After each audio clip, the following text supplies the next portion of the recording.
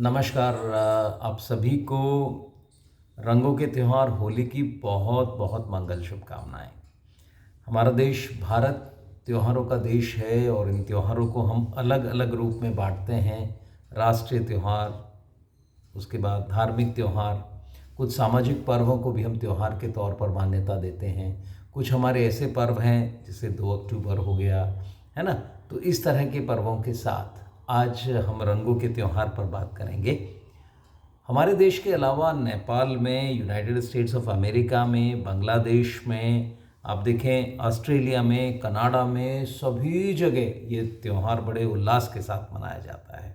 और ये त्यौहार प्रकृति के रंग को महसूस करने का है। प्रकृति का जो रंग है उसे हम महसूस करें। और मैं तो ये मानता हूँ इस अवसर पर प्रकृति अलग अलग रंगों के साथ प्रस्तुत होती है और ये रंगों का त्यौहार अपनी अलग अलग खुशबू फैलाता है। तो होली एक आपसी प्रेम और सौहार्द का त्यौहार है और इसमें बुराई पर अच्छाई की विजय के संदेश के साथ उल्लास, खुशी, ये सब चीज़ें हैं। और ये ऐसा त्यौहार है जिसमें बच्चे भी, बड़े भी, बूढ़े भी, सब बड़े खुश होकर इसमें शामिल होते हैं। होली की एक छोटी सी कथा है। पुरानी कथा के हिसाब से एक राजा थे हिरण्यकश्यप। हिरण्यकश्यप बहुत तपस्वी राजा थे। बड़ा उन्होंने भगवान की पूजा की और उसके बाद उन्होंने कुछ वरदान ले लिए। और वरदान में क्या मांगा? उन्होंने कहा कि मैं न दिन में मरूं, ना रात में मरूं, न किसी हथियार से मरूं, है ना, न अंदर मरूं, न बाहर मरूं, न आसमान में मरूं, न जल में। मतलब इतनी सारी चीज़ें उन्होंने मांग ली और ब्रह्मा जी ने प्रसन्नता में वो वरदान दे दिया उन्हें। ये उस समय ध्यान नहीं आया कि ये एक राक्षस वृत्ति का व्यक्ति है और ये इस वरदान का किस तरह दुरुपयोग कर सकता है। लेकिन हिरण्यकश्यप ने ये वरदान ले लिया और ब्रह्मा जी ने दे दिया। अब हिरण्यकश्यप भगवान विष्णु से, कथा के हिसाब से भगवान विष्णु से बैर करता था। उसे भगवान विष्णु से दुश्मनी भाव रखता था और इसलिए उसने जैसे ही ये वरदान मिला वो शक्तिशाली हुआ। उसने अपने राज्य में कहा मेरे राज्य में कोई भी भगवान विष्णु की पूजा नहीं करेगा। और जो व्यक्ति भगवान विष्णु की पूजा करता हुआ मिलता उसे बहुत तरह की यातना दी जाती और उसे मारा पीटा जाता, है ना। तो बड़ा अत्याचार हुआ। उसके बाद हिरण्यकश्यप के घर में एक पुत्र पैदा हुए जिनका नाम प्रहलाद था और वो प्रहलाद भगवान विष्णु के भक्त। अब भगवान विष्णु के भक्त होने के कारण प्रहलाद हमेशा भगवान विष्णु की पूजा करें।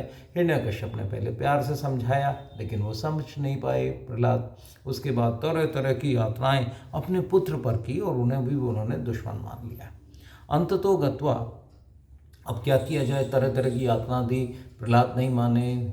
इवन प्रहलाद के मारने के लिए षड्यंत्र भी किए गए, वो भी फेल हो गए। उसके बाद कहीं पहाड़ों से गिरा, तेल के कढ़ा में डाला, तरह तरह की चीज़ें हुई, लेकिन भगवान ने प्रहलाद की रक्षा की। अब जब प्रहलाद की रक्षा की तो हिरण्यकश्यप और उग्र हो गए। उनकी एक बहन थी होलिका, जिसे वरदान था कि वो आग में नहीं जलेगी। तो होलिका कि इस वरदान का फ़ायदा उन्होंने उठाया और एक बड़े से स्थान पर लकड़ियाँ इकट्ठी कर दी गई। होलिका प्रहलाद जी को लेकर बैठ गई और चूंकि होलिका को भी वरदान था कि वो आग में नहीं जलेगी तो उन्हें ये गुमान था और प्रहलाद को लेकर वो बैठ गई। उसके बाद आग लगा दी गई। आग लगाने के बाद अगले दिन प्रातः जो है दृश्य बदला हुआ था। होलिका नहीं थी और प्रहलाद बिल्कुल आराम से बैठे थे, क्योंकि प्रहलाद डर जरूर गए थे। उन्होंने भगवान का ध्यान किया और भगवान ने, विष्णु ने आकर उनकी मदद की और इस तरह से होली का त्यौहार मनाया जाने लगा। और इसमें होली में दुश्मनी खत्म की, ऊंच नीच का कोई भेदभाव ना हो, सामाजिक महत्व की बात है ना। तो होली का अपना एक अलग महत्व है। अब इसी होली को भारत में विभिन्न विभिन्न तरह से मनाया जाता है। जैसे बरसाना की लठमार होली, अगर आप ब्रज जाएं, है ना, तो बरसाना में आप पाएंगे कि बरसाना राधा जी का जन्म स्थान है, तो वहाँ महिलाओं के हाथ में लठ हैं और नंद गांव के जो गोप ग्वाले हैं वो राधा जी के मंदिर लाडली जी पर जाते हैं और वहाँ ध्वज फहराना चाहते हैं, और उस कोशिश को निष्फल करने के लिए लठमार होली है ना, लठ लिए महिलाएं खड़ी हैं उन्हें रोकने के लिए, तो ये लठमार होली है। ऐसे ही बिहार की फागुआ होली, बिहार में फागुआ होली मनाई जाती है। होली को चारों तरफ होलिका दहन की आग की राख से होली खेलते हैं और उसके चारों तरफ बड़े उल्लास के साथ नृत्य करते हैं। और बिहार में तो होली का पर्व 3 दिन मनाया जाता है, फागुआ होली 3 दिन मनाई जाती है। इसी तरह हरियाणा की दुल्हंडी साहब बड़ी ज़बरदस्त है। इसमें देवर और भाभी के प्रेम का भी एक त्यौहार इसे माना जाता है। अबीर गुलाब से इसे खेला जाता है और ये अपने आप में बहुत अच्छी होली की एक परंपरा देखने को मिलती है। इसी तरह बंगाल में डोल यात्रा भी आपने सुनी होगी, डोल पूर्णिमा के नाम से इसे जाना जाता है। इसमें बसंती रंग के कपड़े पहनते हैं बंगाल में लोग और फूलों से श्रृंगार करते हैं। सुबह से ही नृत्य गायन किया जाता है, घरों में मीठे पकवान बनते हैं और डोल यात्रा के नाम से राधा कृष्ण के प्रतीक झूले और झूले पर विराजमान होकर वहाँ नृत्य गीत इनका गायन होता है। इसी तरह महाराष्ट्र में रंग पंचमी के नाम से त्यौहार मनाया जाता है। मछुआरे अपनी बस्तियों में एक दूसरे के घर जाते हैं, एक दूसरे से मिलते हैं और महाराष्ट्र के पूरन पोली नाम का बहुत स्वादिष्ट मीठा पकवान इस दिन बनाया जाता है और लोग उसे खाते हैं। इसी तरह पंजाब में होला मोहल्ला है ना, तो होला मोहल्ला सिखों का पवित्र स्थान है। आनंदपुर साहिब गुरुद्वारा भगवान वहाँ वासते हैं ऐसा माना जाता है। और होली से अगले दिन होला मोहल्ला, इसमें सिख जो है लोग हैं वो शौर्य प्रदर्शन करते हैं, तरह तरह से अपनी उपस्थिति को वो दर्ज कराते हैं, अपने उत्साह, अपनी उमंग, अपने उस शौर्य को दिखाने के लिए। इसी तरह से मध्य प्रदेश में भागोरिया होली मनाई जाती है। गुजरात और मणिपुर में भी अलग अलग तरह से होली का आनंद लेते हैं लोग। और इसी रूप में जब आप चलते हैं तो बाहर विदेशों में भी बहुत ज़बरदस्त तरह होली मनती है। जैसे अगर आप न्यूजीलैंड की बात करें तो वहाँ बनाका उत्सव के नाम से होली मन रही है।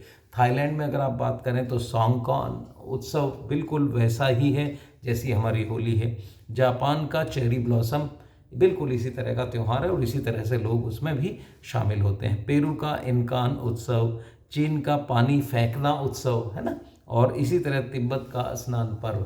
तो ये कुछ चीज़ें हैं जो राष्ट्रीय और अंतर्राष्ट्रीय स्तर पर होली से संबंधित हैं।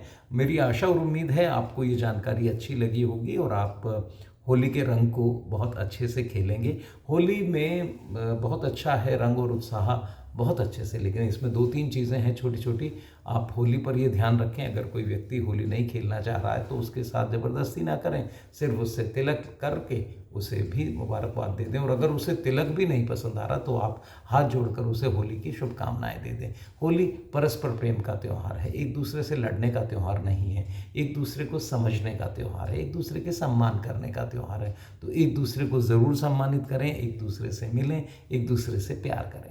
होली में दूसरी एक और चीज़ है, कुछ लोग होली खेलते हैं उस समय अलग अलग तरह के नशे कर लेते हैं, उससे वो व्यक्ति इस त्यौहार को ख़राब कर लेते हैं और उनके अपने संस्मरण भी बहुत अच्छे नहीं होते। तो होली के दिन मेरा तो आप सबसे ये हाथ जोड़कर अनुरोध है कि नशा बिल्कुल ना करें, बिना नशे होली का आनंद लें। होली के प्रेम के नशे में आप गिरफ्तार रहें, लेकिन मद्यपान ना करें, शराब या किसी ऐसी चीज़ का। कुछ लोग बिना बताए लोगों को तरह तरह का नशा करा देते हैं, भांग मिला देते हैं पकौड़ों में, वो भी अच्छा नहीं है। आप होली का आनंद लें, अच्छे पकवान खाएं, अपने पारंपरिक पकवान खाएं, बहुत अच्छे से होली मनाएं। और आप सबको मेरी ओर से आप सबको होली की मंगल शुभकामनाएं, बहुत बहुत शुभकामनाएं। नमस्कार।